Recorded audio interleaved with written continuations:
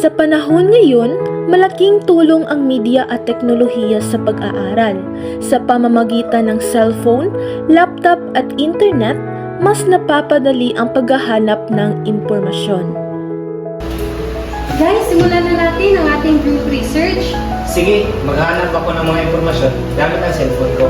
Tapos, siguraduhin natin na reliable at tama ang mga sources na ating mahanap.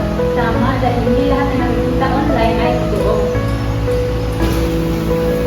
Oy guys, may nakita kong informasyon sa social media. Pwede na kaya ito? Sandali, check muna natin kung legit pang source.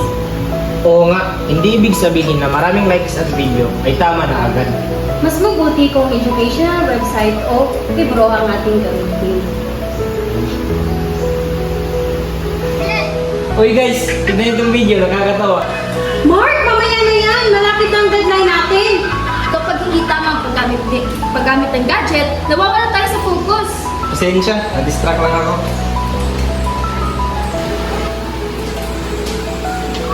Mga kaklase, tandaan ninyo na ang media at teknolohiya ay ginagamit ito sa pag-aaral, hindi para sa distraction. So, kailangan po namin responsable sa paggamit ito. Tama!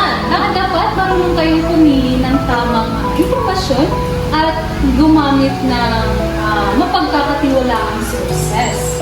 Dapat marunong din mag-manage ng oras habang gumagamit ng gadget. Tama! Simula ngayon, gagamitin natin ng tama ang internet at teknolohiya. Promise. Focus muna ako sa pag-aaral bago entertainment. At lagi nating susuriin kung tama ang impormasyon.